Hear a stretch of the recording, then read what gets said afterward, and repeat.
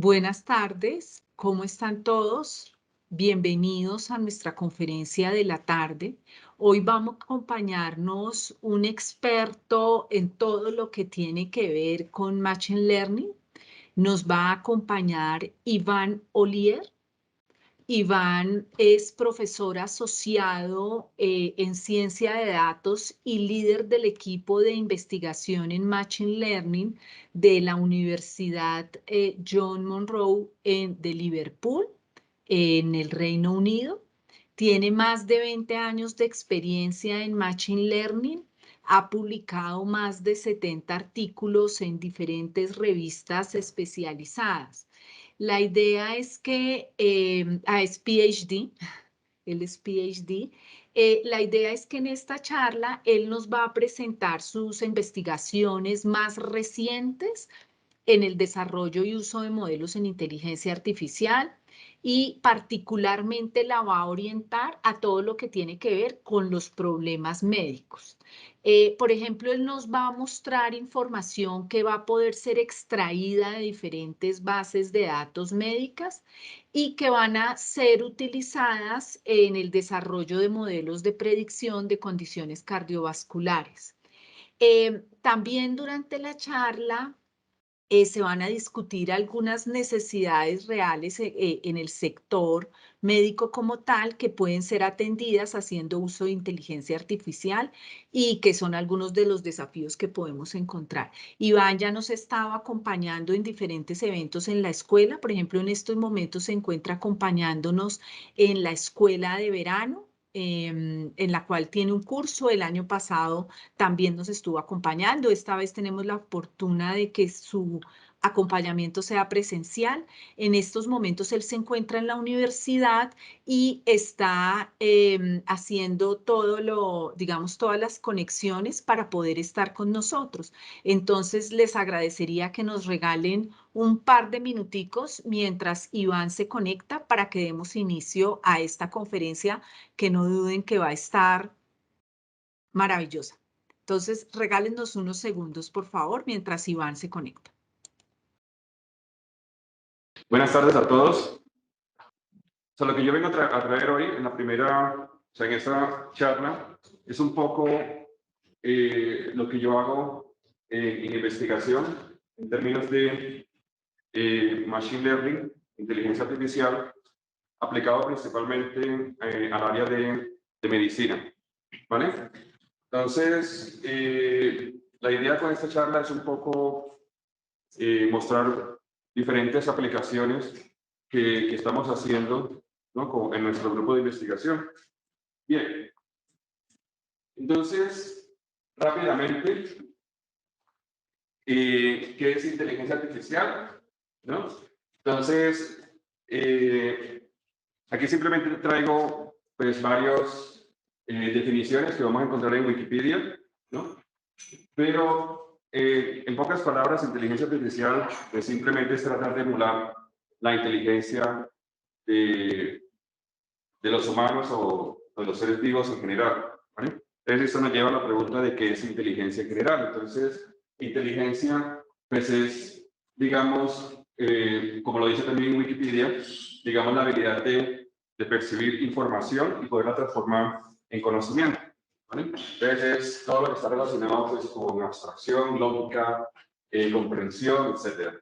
Entonces, digamos, una definición un poco más acertada recientemente es que la inteligencia artificial es simplemente la habilidad de las máquinas de actuar de una manera racional, ¿vale?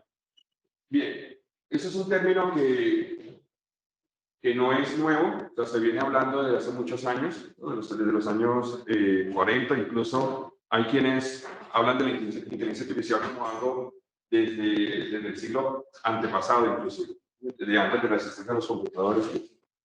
Entonces, algunos términos que posiblemente algunos de ustedes posiblemente han escuchado por ahí: inteligencia artificial, machine learning, deep learning. Es un término que están bastante asociados. Deep learning, en principio, es simplemente un campo dentro de machine learning. Machine learning pues simplemente se refiere a todo lo que es aprendizaje de máquina, la capacidad de aprender de las máquinas, y por lo tanto es simplemente un área dentro de la inteligencia artificial, ¿vale? Entonces, aplicaciones, pues hay muchas, o sea, digamos, podría uno quedarse una buena cantidad de horas solamente hablando de aplicaciones de inteligencia artificial, pues ese no es el objetivo de la charla, pero sí la idea es mencionar bueno, que prácticamente inteligencia artificial es algo que lo vemos en todos lados, que digamos, cada vez que usas el móvil, seguramente hay una aplicación de inteligencia artificial que está allí, cada vez que usas Google, pues hay una aplicación de inteligencia artificial de fondo, cada vez que compras algo en Amazon, hay inteligencia artificial de fondo y así sucesivamente. Entonces, en este caso en particular, yo traigo algunas aplicaciones que nosotros estamos haciendo en el área de medicina en general. Bien, una de ellas es en el área de descubrimiento de fármacos. Bueno, entonces, ¿cómo es este proceso de descubrimiento de fármacos y cómo, desde el punto de vista de inteligencia artificial, podemos ayudar a solucionar problemas en el área? Entonces, para eso, en esta diapositiva, pues simplemente para mencionar rápidamente que el proceso de descubrimiento de un nuevo fármaco, o sea, desde que empezamos con desde que tenemos bueno, por eso lo tengo así. Desde que tenemos la enfermedad, ¿no? Se identifica una enfermedad, tenemos un nuevo fármaco en el mercado que intenta, pues, de alguna manera paliar esta enfermedad, pues es un proceso que fácilmente demora 20 años, ¿no? Y no es un proceso fácil. O sea, desde que se identifica, no desde que se identifica la enfermedad, sino desde que se identifica la posible proteína o target en general en el cuerpo que puede ser atacada con un compuesto químico para intentar tratar esa enfermedad, ¿vale? Entonces, ese es un proceso desde que se identifica cuál es ese target o esa proteína. Puede ser una proteína, puede ser algo más que una proteína, ¿vale? Hasta que finalmente se desarrolla pues, esa droga que está en el mercado, pues son 20 años. Entonces, son las diferentes, digamos, etapas que pasan. Lo primero es pues, esa identificación de ese target, o sea, qué es lo que va a atacar ese fármaco. Y después de ahí viene todo un proceso de tratar de encontrar un compuesto químico que es el que va a inhibir o va a activar la función de ese target. Entonces, ahí es donde se comienzan los problemas, porque ¿cuál compuesto químico? Tenemos miles y miles de compuestos químicos, ¿vale? Bien, después de todos estos, entonces, claro, es un proceso de comenzar a probar diferentes compuestos químicos, pero esto pues tiene muchos riesgos porque ese compuesto químico cuando se pruebe pues puede ser peligroso para el investigador que está probándolo, ¿vale? Además de eso es costoso probar demasiados compuestos químicos, además de eso pues se requiere mucho tiempo, ¿no? Entonces en estos puntos, por ejemplo, la inteligencia artificial puede ayudar a tratar de encontrar cuáles compuestos químicos potencialmente podrían ser utilizados para poder inhibir la función de esa proteína. Pero además de eso, en otras etapas, o sea, después de que tenemos esos compuestos que son candidatos, pues vienen todos los ensayos preclínicos, ensayos de laboratorio, ensayos con animales potencialmente, y después ensayos clínicos que son pues, en humanos, ¿vale? Después de todos esos ensayos, pues viene el proceso de aprobar ese compuesto químico y finalmente entrar al mercado, ¿vale? Entonces, nosotros en inteligencia artificial entramos en prácticamente todas esas etapas.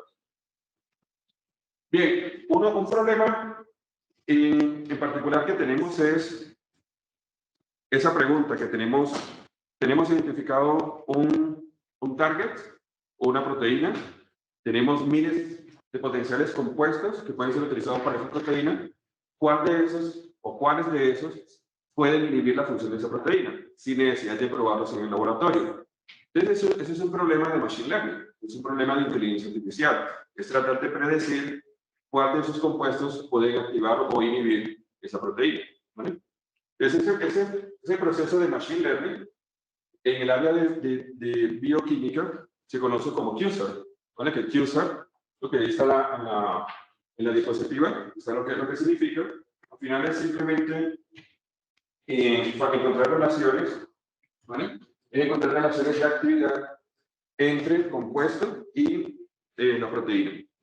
Bien, el problema que nosotros encontramos, ¿cuál es? Que hay muchísimos algoritmos hoy en día que atacan ese problema, ¿vale? Entonces, cuando una persona que no es experta en Machine Learning, un investigador que está tratando de encontrar ese compuesto, pues siempre se enfrenta al problema de cuál algoritmo de Machine Learning, cuál modelo es el que debería utilizar para su problema en particular. Entonces, este problema, ¿vale? ¿Cuál algoritmo debería utilizar? Es también un problema en Machine Learning, ¿vale? Es tratar de predecir cuál algoritmo debería utilizar. ¿Por qué? Porque en Machine Learning pues tenemos muchísimos algoritmos. Entonces, la decisión de cuál algoritmo utilizar para un problema en particular no se hace de una manera automática, se hace de una manera manual, desafortunadamente. O sea, nosotros en Machine Learning intentamos automatizar otros campos, ¿vale? Pero desafortunadamente nuestro campo de Machine Learning lo hacemos de manera manual. Es cómo se decide qué algoritmo debería utilizar, pues al final se decide basado en lo que está de moda. La realidad es esa, ¿vale? Entonces, si estamos en los años 2020 y lo que está de moda es utilizar, por ejemplo, Deep Learning, entonces la gente va a intentar utilizar Deep Learning sin preguntarse si ese es el mejor algoritmo para su problema en particular. Entonces, por ejemplo, podrían haber otros algoritmos que para ese problema en particular podrían funcionar mejor, pero simplemente son ignorados, ¿vale? Entonces, nosotros propusimos un proyecto que, bueno, que fue aprobado, ya lo hicimos y ya se terminó, en el que la idea es, bueno, asumimos que hay algoritmos que funcionan para descubrimiento de fármacos. El problema es poder orientar al investigador en qué algoritmo utilizar. Entonces, la idea es desarrollar un sistema de recomendación que le diga al investigador, mira, si tienes este problema en particular, utiliza este algoritmo, ¿vale? Es un poco así, algo así como en Amazon, cuando estás comprando en Amazon cosas, pues hay un sistema de recomendación que te dice, utiliza estas cosas, ¿vale? Pero a nivel de Machine Learning.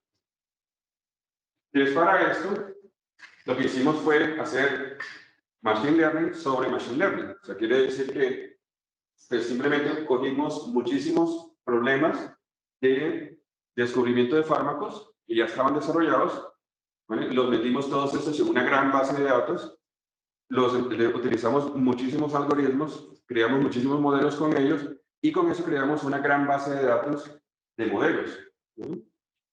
Y a partir de ahí extraímos características de los modelos, ¿vale? Entonces, por ejemplo, propiedades como, digamos, cuál es el tamaño del conjunto de datos que se utilizó para ese modelo, cuáles son el número de características, y sucesivamente. Con eso creamos una cosa que se conoce como un metadataset. Aquí, ¿vale? Que es un conjunto de datos que describe los modelos, ¿vale? Cada modelo está representando un problema de descubrimiento de fármaco. Y con esto, pues, desarrollamos pues, lo que se conoce como un meta-learner, ¿vale? Que esto lo que hace es intentar predecir cuál algoritmo es el que se va a utilizar. Entonces, implementamos todo eso, eso en Machine Learning se conoce como meta-learner. Entonces, con esto, desarrollamos la que posiblemente hoy en día es la base de datos más grande que existe en modelos para descubrimiento de nuevos fármacos. Esta base de datos pues, tiene más de 200.000 experimentos de Machine Learning para descubrimiento de fármacos. ¿Vale? Bien, siguiendo con esa misma línea de cosas, de tratar de tener muchos problemas, ¿vale? Que los que que están asociados entre ellos. Entonces, teniendo esta base de datos de experimentos que permite pues, probar otras cosas. Entonces, esto siguió evolucionando hacia una cosa que nosotros propusimos hace un año o dos, lo que lo llamamos Transformational Machine Learning. Entonces, la idea con Transformational Machine Learning, que después es digamos, una rama nueva dentro de Machine Learning, es que cada vez que vamos a trabajar un problema nuevo, pues lo primero que hacemos es que extraemos características que representan ese problema, esos datos, ¿no? Entonces, por ejemplo, si estamos haciendo un problema para, por ejemplo, predecir el riesgo de desarrollar un problema cardíaco, pues entonces necesitamos describir, por ejemplo, los pacientes como edad, sexo, etcétera, historia clínica del paciente, así sucesivamente. Entonces, esos serían parámetros, ¿vale? Eso, para poder sacar esos parámetros, requiere la interacción con un experto. En este caso sería, pues, con un clínico. Entonces, el clínico te va a decir, mira, necesitamos estas variables, esas cosas, y a partir de ahí, pues, desarrollamos el modelo. ¿Bien? Entonces, un problema con eso es que en realidad no sabemos exactamente si esas son las variables que realmente necesitamos, ¿vale? El otro problema es que necesitamos el experto, ¿vale? Bien. Entonces, la idea con Transformational Machine Learning es que si, por ejemplo, nosotros como humanos, si nosotros vamos a modelar, por ejemplo, lo que es un burro, ¿vale? Entonces, un burro, una manera puede ser sacarle las características al burro, es decir, mira, un burro tiene las orejas altas, ¿no? Otra manera es decir, bueno, yo sé lo que es un perro, yo sé lo que es un gato, entonces yo sé que un burro es un burro porque no es un perro, no es un gato, ¿no? Y para poder decir eso, no tengo que sacar las características individuales de lo que es un burro, ¿vale? Entonces, eso requiere que cuando tienes un conocimiento más general del dominio, de, por ejemplo, de animales, entonces puedes predecir casos particulares basado en tu conocimiento general. Eso es lo que sería Transformational Machine Learning. La ventaja de esto es que no necesitas sacar características individuales por cada problema, sino que son características generalizadas. Bien, esto funciona muy bien para el problema de descubrimiento de nuevos fármacos, porque entonces tenemos que no tenemos un único problema en descubrimiento de nuevos fármacos, tenemos miles de problemas. Por cada enfermedad, en principio, se requiere un fármaco o un mínimo, ¿vale? Pero entonces las enfermedades están asociadas entre sí, o sea, hay cierta relación entre ellas, ¿vale? Entonces, por ejemplo, COVID, ¿vale? Entonces, COVID, pues tenemos diferentes variantes de COVID, entonces ahí tenemos pues asociación entre ellas, pero además, de cierta manera, bastante distancia, pues hay cierta cercanía, por ejemplo, con otros problemas respiratorios, ¿vale? Y así sucesivamente. Bien, entonces tenemos muchos problemas. Entonces, lo que podemos hacer es que, por ejemplo, cuando estamos diseñando problemas de descubrimiento de fármacos con QSAR, pues tradicionalmente lo que se hace es tratar de sacar descriptores individuales por cada compuesto y así sucesivamente. Entonces está el problema de cuáles son los descriptores, si tenemos los adecuados o no. O sea, descriptores como, por ejemplo, peso molecular, número de átomos de tal tipo y así sucesivamente.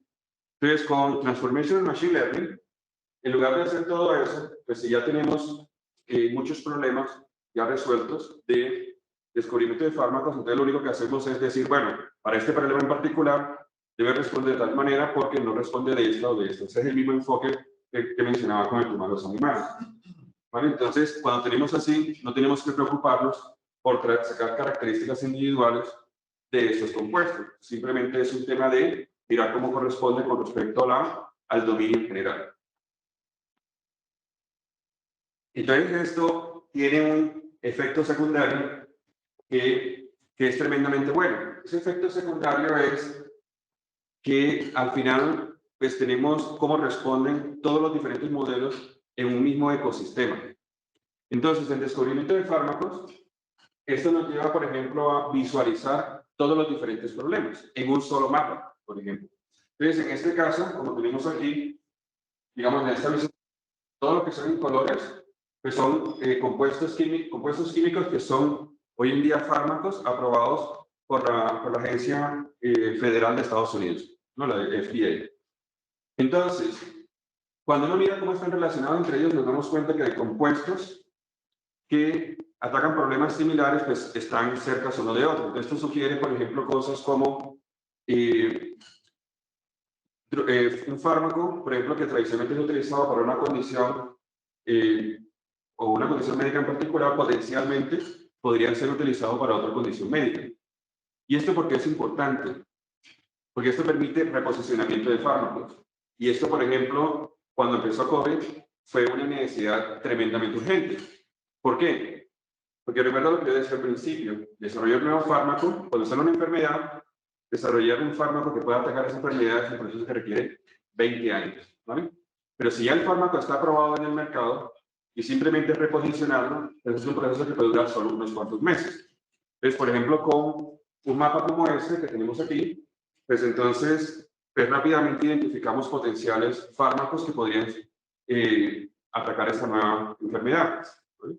Entonces, por ejemplo, ¿por qué hay fármacos en el mercado hoy en día para COVID? ¿Vale? Cuando COVID pues, no lleva más de 2 años o 2 años y tanto, es simplemente porque lo que se está haciendo es reposicionamiento de fármacos. ¿Vale? Entonces, esto, por ejemplo, ataca este tipo de cosas. Bien, esto nos llevó a una cosa que, en la manera como nosotros estamos viendo Machine Learning, ya no es simplemente un enfoque de, para poder solucionar un problema, tengo un conjunto de datos, tengo un algoritmo, entrego, ¿vale? Y predigo. Eso tiene un problema.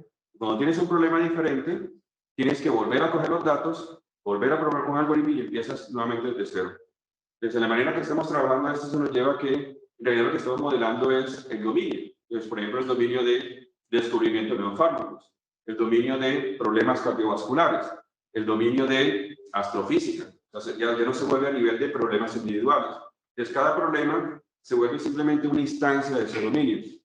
Entonces, con esto, digamos como que se pierde la frontera entre lo que es el conjunto de datos, el algoritmo, el modelo, ¿vale? Y el problema. O sea, todo convive en un ecosistema, ¿vale?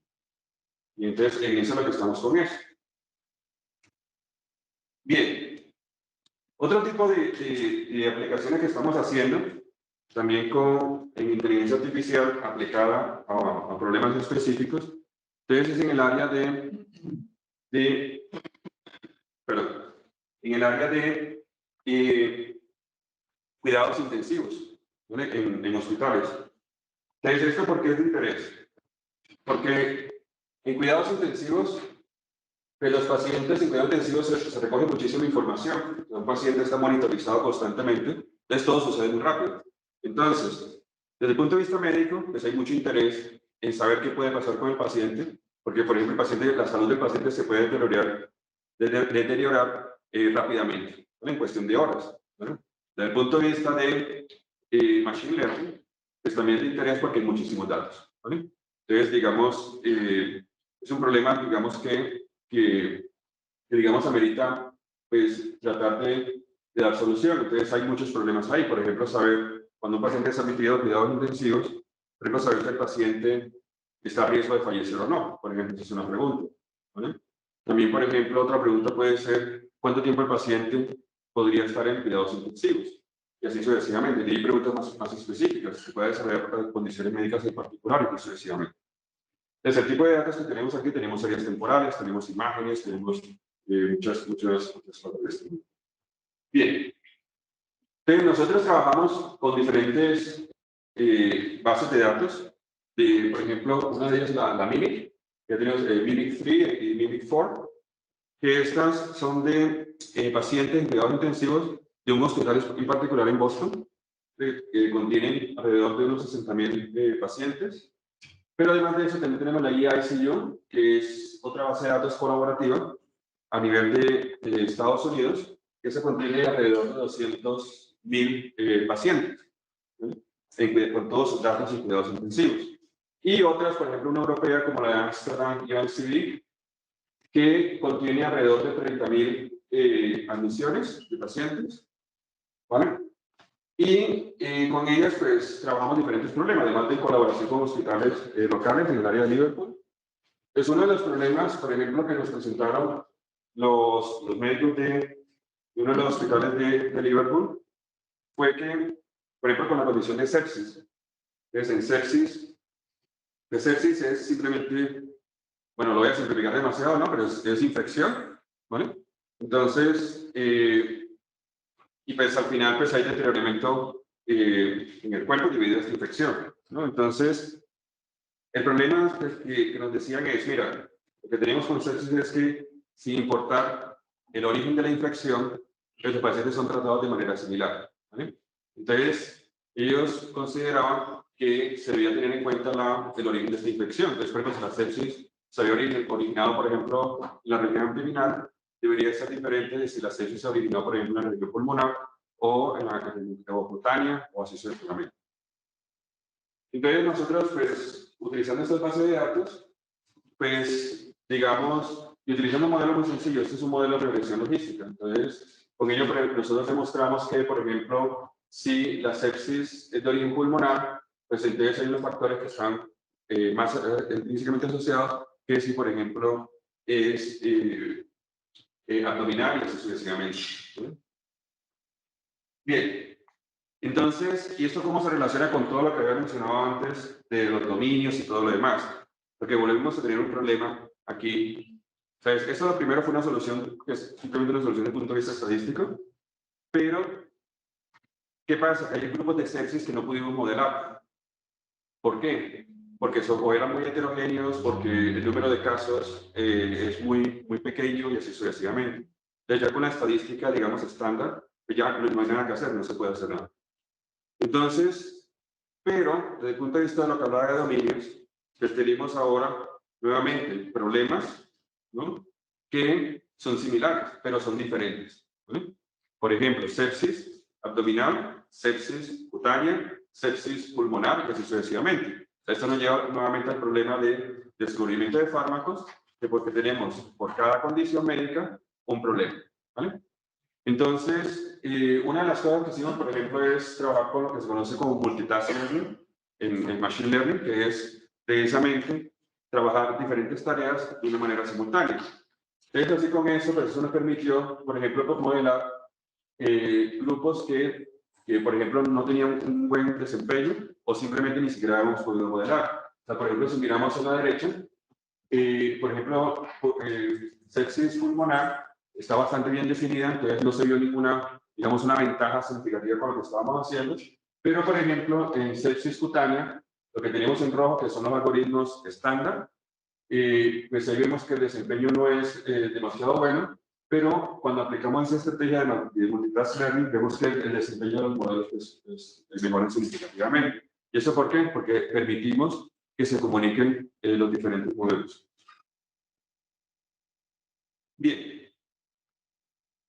Entonces, siguiendo con esta misma estrategia de cosas que se pueden comunicar entre ellos, entonces ahora o sea, todo esto era a nivel de las entradas, de los datos, ¿vale?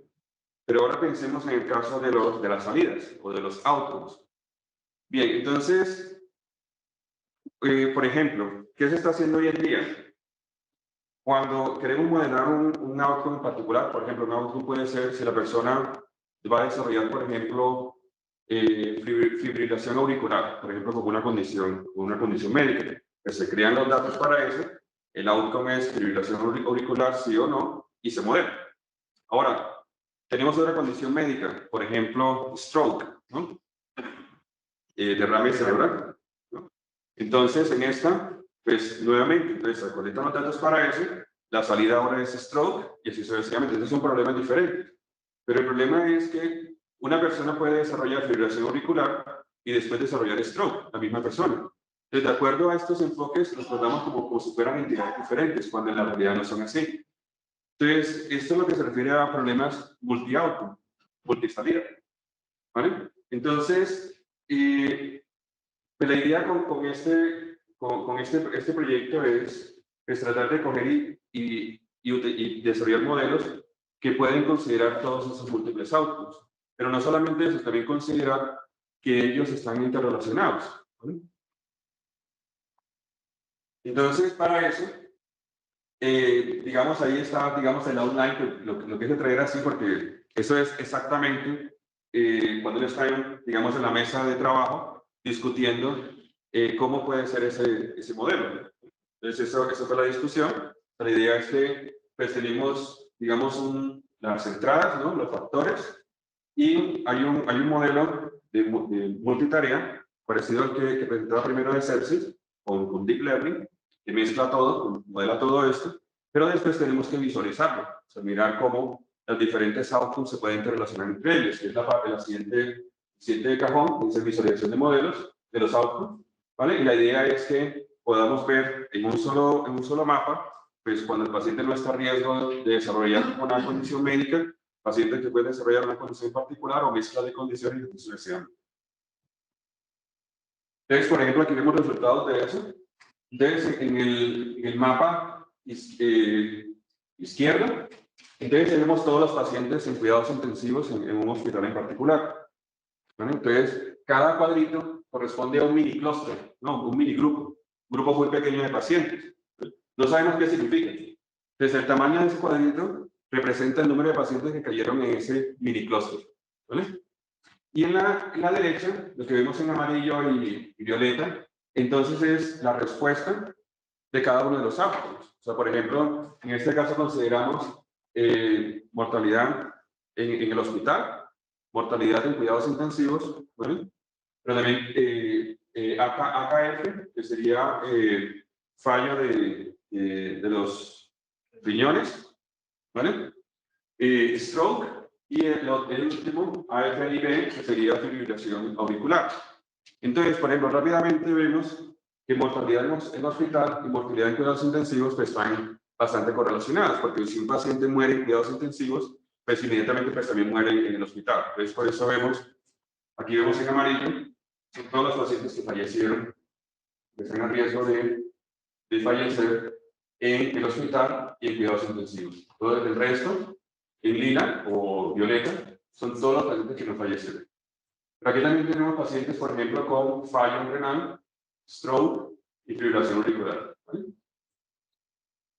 Bien, cuando miramos así, entonces es mezclar todos los outputs. ¿Vale? Entonces, con esto tenemos pacientes que están a riesgo de, con ese amarillo intenso, de responder, o sea, de tener más de un outcome adverso, ¿no? Pacientes, por ejemplo, que están a riesgo de stroke, más, por ejemplo, fibrilación auricular, más alguna otra cosa, ¿vale?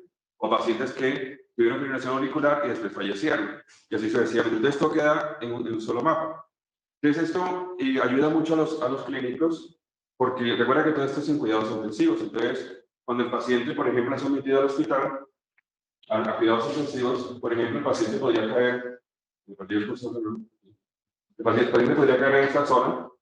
Entonces, el clínico puede ver si el paciente se está moviendo hacia zonas de peligro, ¿vale?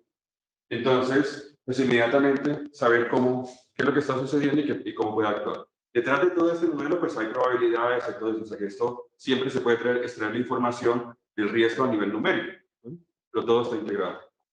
Ahora, recuerda que todo esto es deep learning, que hay de fondo, entonces la pregunta es cómo podemos interpretar todo eso, ¿no? Entonces, este modelo también nos permite ir a las variables originales. Entonces, por ejemplo, aquí estoy representando algunas de ellas, como por ejemplo edad. El GCS total es simplemente un score, que nos permite medir si el paciente está consciente o no. Entonces, por ejemplo, si lo vemos en amarillo, significa pacientes que estaban totalmente conscientes, o sea, que respondían, y a medida que vamos llegando hacia el azul, son pacientes que, por ejemplo, estaban completamente dormidos, que no responden a estímulos visuales o estímulos auditivos y sucesivamente. Otras variables, por ejemplo, sepsis pulmonar, por ejemplo, cáncer, si el paciente estaba intubado o no. Entonces, por ejemplo, una cosa que podemos ver rápidamente aquí es, desafortunadamente, es conocido que pacientes cuando están intubados, aproximadamente la mitad de ellos se sabe que van a fallecer, ¿vale? Entonces, esto rápidamente se ve aquí. Por ejemplo, si nosotros vemos aquí mortalidad, ¿vale? Ya sea en el hospital o en cuidados intensivos, cuando vemos si el paciente está intubado, pues se ubica todas estas zonas de acá, ¿vale? Pero aquí también hay pacientes que estuvieron intubados que sobrevivieron, porque están en zonas de violeta, ¿vale? Y así sucesivamente. Entonces, por ejemplo, si vemos un caso particular, aquí ese círculo que estoy indicando es un grupo de pacientes en particular. Ese grupo de pacientes, por ejemplo, si lo vemos en los cuadros de arriba, sabemos que es un paciente que sobrevivió la admisión, o sea, no falleció ni en cuidados intensivos ni en un hospital. Sabemos que ese paciente no desarrolló fibrilación auricular, es un paciente que no desarrolló stroke, es un paciente que tampoco tuvo falla renal, ¿vale? Entonces, queremos saber qué pasa con ese paciente. Ese paciente, cuando lo miramos de edad, si es amarillo, significa que es una persona bastante mayor. Si es violeta, es una persona bastante joven, una persona de edad media, aquí. Entonces vemos que el paciente estaba respondiendo a todos los estímulos, o tiene un score bastante alto. Sabemos que ese paciente, por ejemplo, también estaba presentando indicaciones de sepsis, ¿vale? El paciente no tenía cáncer. el paciente no estaba intubado, y el paciente no estaba con no sé cómo se dice en español. ¿What? Epinefrina. Vale. Aquí me dieron a mí. Gracias. Bien, ahora miremos otro paciente. Por ejemplo, este de aquí. Entonces, este paciente desafortunadamente falleció. ¿Vale? Aquí lo vemos. El paciente falleció. Sabemos que falleció en cuidados intensivos porque está en amarillo. O está a riesgo de fallecer. Entonces, el paciente no tuvo un fallo renal, no tuvo stroke y un riesgo bastante, o sea, un poquito más alto que cero de desarrollar fibrilación auricular. Entonces, si miramos aquí abajo, ¿qué correspondía a este paciente de edad media? El paciente no estaba respondiendo a ningún estímulo porque el score GSS es bastante bajo, quiere decir que el paciente estaba completamente dormido. ¿Vale? Entonces, el paciente no tenía cáncer, ¿vale? Pero el paciente estaba intubado. Y además de eso, estaba con epinefrina. ¿Vale? Y así sucesivamente. Entonces, ese tipo de modelos, en un único mapa, pues puedes sacar toda tu información. Detrás de todo esto, pues hay modelos de Machine Learning que están combinando todo esto que hablaba de combinación de dominios, de multitarea, y así sucesivamente. ¿Vale? Bien. Entonces, con esto voy a centrarme en una condición médica en particular, que es la de fibrilación auricular. Fibrilación auricular, cuando yo, gracias a mi ignorancia en el tema, pensaba que era una condición médica que bastante menor, ¿vale? Hasta que, por cosas del azar, tenía una oportunidad la persona que, digamos, líder mundial en fibrilación auricular, pues, es un médico, pues se nos vino a Liverpool. Él venía de otro lado y fue contratado en Liverpool y montó todo un centro asociado a fibrilación auricular y otros problemas cardiovasculares. Y gracias a él pues entendí que es un problema bastante serio. ¿Vale? Entonces, fibrilación auricular es bastante común, es una arritmia del corazón. ¿Sí? Y se sabe pues muchas cosas de ello. Se sabe que, por ejemplo, personas con diabetes son más propensas a desarrollar fibrilación auricular, personas con problemas de presión arterial, etcétera, cardiovasculares, también están a mayor riesgo de desarrollar fibrilación auricular. ¿Vale? También se sabe que cuando personas pasan por cirugía del corazón, también están a riesgo luego de desarrollar fibrilación auricular. Ahora, ¿por qué fibrilación auricular es importante? Porque fibrilación auricular se sabe que es la puerta de entrada para problemas más serios. ¿Vale? Entonces, personas con fibrilación auricular están a mayor riesgo de desarrollar stroke, de problemas cardiovasculares, etcétera, etcétera, etcétera. Cáncer, etcétera. Entonces, o sea que detectar fibrilación auricular es tremendamente importante. ¿Vale? Ahora, en cuidados intensivos, se sabe que casi el 50% de los pacientes en cuidados intensivos van a desarrollar fibrilación auricular en algún momento de su estancia en cuidados intensivos. Entonces, detectarla a tiempo es importante porque si no, esto va a afectar el outcome de ese paciente, de las condiciones de ese paciente.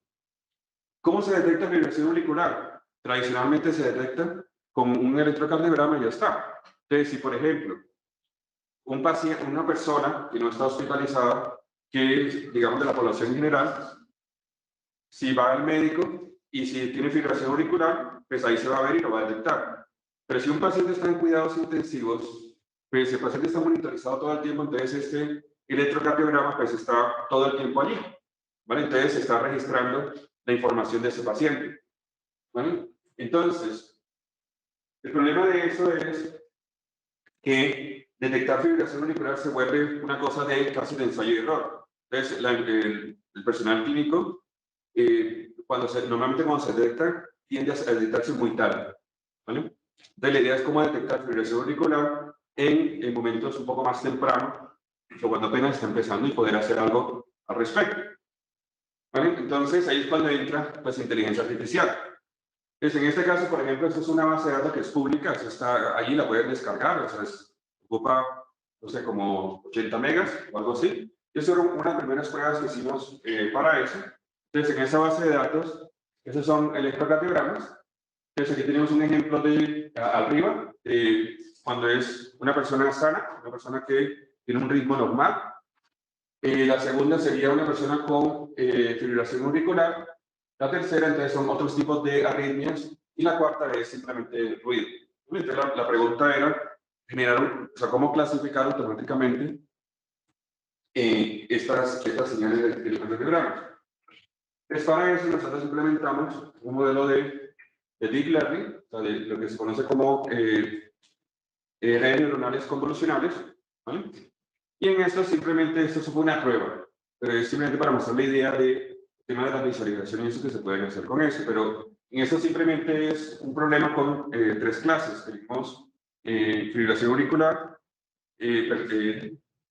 ritmo normal y otro ritmo, ¿vale?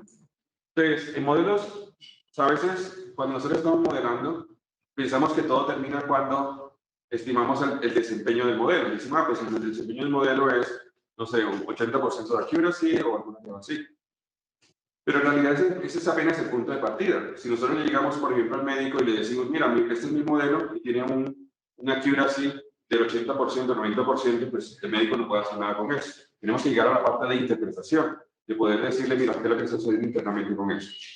Entonces, por ejemplo, aquí vemos una visualización, eso es posterior a desarrollo de los modelos, ¿vale? Similar a lo que ya mostraba para el problema de los multi-outcomes, en donde podemos ver cómo se ven las diferentes clases. Entonces, así con eso uno entiende que, por ejemplo, aquí en el de la derecha, esos son todos los casos de fibrilación auricular, ¿vale? Que quiere decir que el modelo lo está detectando bastante bien. Y en la izquierda, todos los casos normales, que también detecta bastante bien. Pero el problema está en otros tipos de arritmia, que tienden a confundirse, es un grupo bastante heterogéneo. ¿Vale? Bien. Otra cosa que podemos hacer también es leer, o sea, intentar interpretar qué entendió el modelo para decidir, mira, esto es un ritmo normal, esto es fibrilación auricular. Entonces, para eso utilizamos cosas que se llaman los Class Activation Maps, o los mapas de activación de clase, que se utiliza bastante frecuente para imágenes. Entonces, por ejemplo, aquí en la izquierda vemos una aplicación de esta que está disponible por internet para, por ejemplo, detectar perros de gatos. Entonces, vemos que cuando el modelo detecta gatos, le va a decir, mira, detecte gato porque aquí lo estoy señalando, ¿vale? Entonces, tecnologías de eso las aplicamos para electrocardiogramas. Entonces, el modelo, por ejemplo, nos dice, mira, cuando yo detecté que era un ritmo normal, es porque estas partes de la señal fueron las más importantes, las que están en rojo. Cuando hay fibrilación auricular, pues estas partes así sucesivamente. Después de esto lo corroboramos con cardiólogos y pues se quedaron sorprendidos que el modelo, finalmente, o sea, el modelo atendía exactamente lo que ellos hubieran atendido para detectar las diferentes condiciones. Entonces eso da bastante confianza de que el modelo está funcionando. ¿Vale?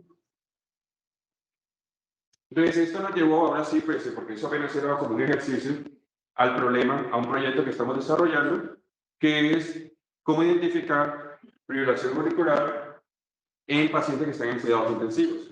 ¿Te recuerda cuál es el problema? Recuerda que ya lo mencionaba, aproximadamente la mitad de los pacientes de cuidados intensivos van a desarrollar fibrilación auricular, ¿vale?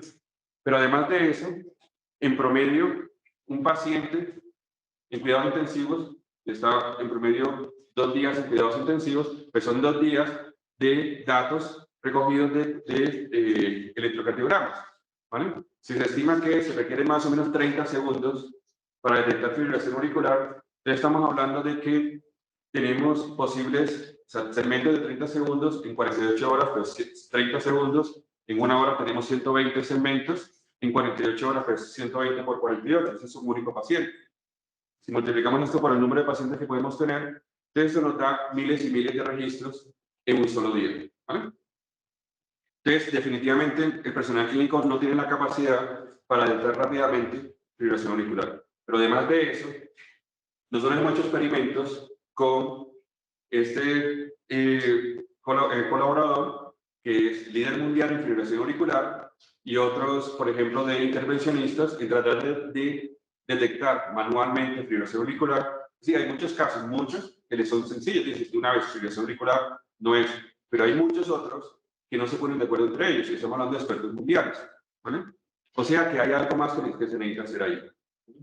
Nosotros lo que propusimos es desarrollar un modelo que tratar de una manera, no solamente que detecte fibrilación auricular o no, sino tratar de que lo pueda detectar de una manera temprana, ¿vale? Y poder identificar cuando tenemos problemas de eso, ¿vale? Entonces, para eso, el modelo es un modelo de Deep Learning, ¿vale? Entonces, este es un modelo con muchísimas capas y muchas cosas de redes neuronales convolucionales, pero repito, el problema no termina ahí, es apenas ese principio, es tratar de entender lo que pasa con ello. Entonces, esto que vemos aquí en esta diapositiva, pues es visualizaciones de esas salidas de ese modelo, ¿vale? Entonces, aquí vemos, por ejemplo, que cuando vemos en la de la izquierda, pues vemos que esas son las etiquetas que el modelo predice. Entonces, vemos que todo lo que es naranja es pacientes o segmentos de electrocardiograma que responden a fibrilación auricular. Y en la parte en azul es cualquier cosa que no es fibrilación auricular, ¿vale? En el del medio son las probabilidades, o sea que el modelo detecta muy bien esos casos, pero hay un grupo, una sección, ¿vale? Que está por aquí, la vemos por acá, donde hay como una mezcla de casos, ¿vale? Y esa es la de importancia. Porque cuando nosotros reportamos, por ejemplo, cuál es el desempeño de este modelo, pues nos va a dar cosas cercanas al casi el 100%. O sea, el modelo funciona muy bien, pero no es 100% preciso. O sea, hay un grupo de casos donde se confunden. Y eso es importante porque esos casos son vidas, ¿vale? No es simplemente decir, bueno, ya con eso funcionamos, ¿vale? Bien. Entonces, para eso lo que hicimos fue que lo que se ve en la figura de la derecha, pues tenemos diferentes grupos, ¿vale? Entonces, la idea es analizar esos grupos. Entonces, cuando uno comienza a mirar diferentes casos, entonces al final lo que podemos hacer es comenzar a decir, mira, aquí tenemos diferentes pacientes, cada rectángulo corresponde a un paciente. Entonces, nosotros podemos decir, esa es la probabilidad de desarrollar fibrilación auricular. Entonces, nosotros, y a cada tiempo, ¿vale? En horas, entonces podemos decir, bueno, el tiempo realmente está en segmentos de segundos, o sea, en segmentos de 30 segundos cada uno, ¿vale? Entonces podemos decir en cada segmento de estos si el paciente está a riesgo de desarrollar fibrilación auricular o no. Entonces podemos hacer todo un recorrido del paciente. Entonces podemos decir, por ejemplo, el paciente que está más arriba, izquierda, entonces que va a estar constantemente en fibrilación auricular y en algún momento, por ejemplo, cuando hay tratamiento de fármacos o algo así, pues el paciente baja el riesgo de fibrilación auricular. Y así sucesivamente, pacientes que suben y bajan en fibrilación auricular. Además de eso, los podemos visualizar con las visualizaciones originales y podemos saber, por ejemplo, pacientes cuando se están moviendo de un ritmo normal a fibrilación auricular. Todo eso es lo que tenemos allí. Todo eso es información útil para los médicos porque les permite actuar. Si ellos ven que un paciente se está moviendo de azul a rojo, pues inmediatamente dice, este es el momento de actuar. O sea, es un momento más temprano. Bien, entonces todas estas cosas son simplemente, digamos, cosas que venimos haciendo, o sea, aplicaciones de inteligencia artificial. Nosotros desarrollamos modelos, desarrollamos algoritmos y le buscamos, pues, digamos, aplicaciones. Entonces, por ejemplo, digamos una cosa, nosotros tenemos una colaboración con una de las instituciones, el hospital Heart and Chest de Liverpool, que es el centro de referencia para condiciones cardíacas en el Reino Unido. Entonces, claro, ellos tienen, por ejemplo, de pacientes, tienen información no solamente clínica, tienen electrocardiogramas, tienen, por ejemplo, CT scans, ¿no? Serían tomografía computarizada, resonancia magnética y así sucesivamente. Entonces, nosotros lo que estamos haciendo es integrando toda esa información para ver los pacientes de una manera bastante, pues, holística, ¿no? Entonces, sacar nuevos marcadores que son combinados con las diferentes imágenes, las diferentes cosas. Entonces, ¿todo esto por qué? Bueno, porque en el área de medicina, pues el número de datos que se están generando pues es bastante, es muchísimo. Y simplemente no tenemos la capacidad, ¿ya?, de manejar toda esa información. Bueno, entonces, por eso pues entran las máquinas. Las máquinas en este caso son los computadores. Le tratan de predecir cosas. Vemos ejemplos de cosas que pueden hacer que definitivamente lo esté haciendo mejor que los humanos. Y si esto es para el beneficio al final del paciente, pues es una cosa que es apreciada y bienvenida. Incluso los médicos, pues ellos están muy felices de que estas cosas estén. No lo ven como una amenaza. Entonces, pues inteligencia artificial, machine learning, pues en medicina, pues tiene muchas aplicaciones. Yo solamente presenté las cosas, un grupo de cosas de las que estamos haciendo, pero hay cosas pues en genética, en imágenes, así sucesivamente. Y una cosa para recalcar de todo esto es que pues esto no se hace solo. O sea, esto no es simplemente de que uno viene y coge, se sienta como investigador en inteligencia artificial y dice, ah, pues mira, voy a hacer un proyecto de fibrilación auricular. Todo esto requiere colaboración. Entonces, por ejemplo, estos proyectos, repito, no se hacen solos. Entonces, si tiene gente, por ejemplo, el centro de Liverpool para ciencias cardiovasculares, este que lidera el profesor Gregory Lee, que es el de experto en fibrilación auricular. Prácticamente todos los hospitales de la región están integrados en esto, o sea, ellos están colaborando en esto, están interesados en esto.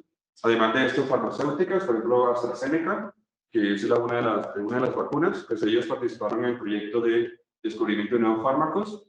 ¿Vale? El Instituto, el Alan Turing Institute, que es, digamos, el centro de referencia para inteligencia artificial en el Reino Unido, incluso el Centro de Astrofísica también estuvo vinculado en esto. Entonces, eso es todo. Raya, no sé si hay alguna pregunta, tanto en Teams o local. Sí, sí. No soy pues, un cierto sinsabor el diseño de fármacos porque pues no se ha llegado a tener un grupo de moléculas que sé que pueden romper con estas proteínas de elementos externos, como en el caso de los virus, bacterias, o en las enfermedades autoinmunes, las propias moléculas que generan el cuerpo para defenderse artificialmente de una enfermedad que no existe, que son las enfermedades autoinmunes.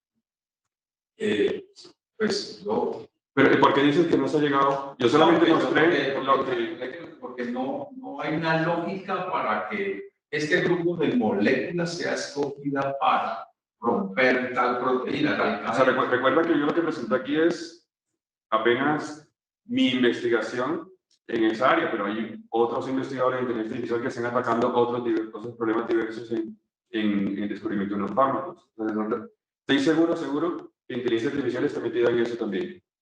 ¿Vale? Es simplemente... Así que ha llegado a tener el grupo de moléculas, bueno, hay 200.000 moléculas. Sí, porque también se modelan desarrollado que tienen probabilidad de tener éxito para romper cada cadena de ADN del virus. Iván, sí, dime. Iván, te agradecemos muchísimo por este lado, los que estamos en remoto, te agradecemos muchísimo el hecho de habernos acompañado. Ha sido supremamente interesante la conferencia. Entonces, Iván, te agradecemos muchísimo. Ha sido excelente tu aporte. Había una pregunta por parte de quienes están acá, de Cristian Camilo Cárdenas. Pinzón Cárdenas, que dice, o sea que se pueden ver como modelos de control MIMO, y preguntaba también, ¿el de Multitask Learning lo trabajan con algoritmos que trabajan con concurrencia? Eran las dos preguntas, ambas de Cristian Camilo, no hay más preguntas. Todos los demás son felicitaciones.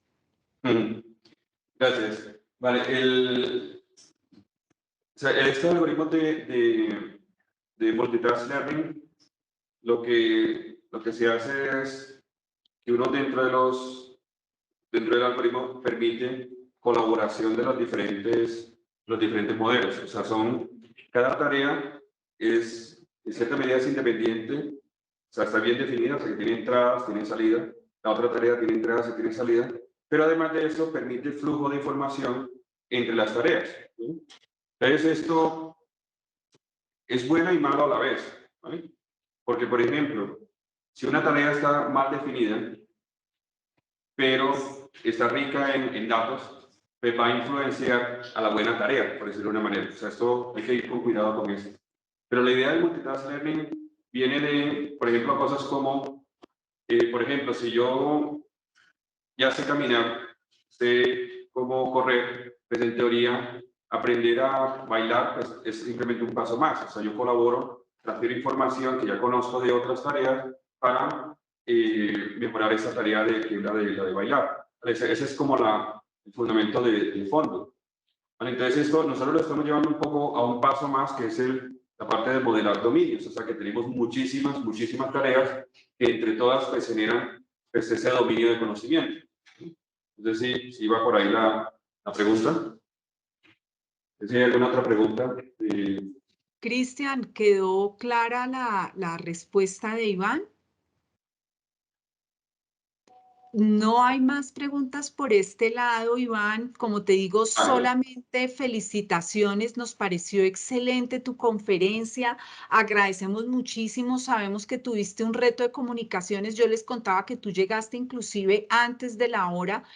Pero esas cosas pasan. Sin embargo, pudimos aprovechar tu conocimiento. Entonces, en nombre de todo el equipo de la Escuela Colombiana de Ingeniería y nuestros asociados Dama y Asís, te damos las gracias por habernos acompañado.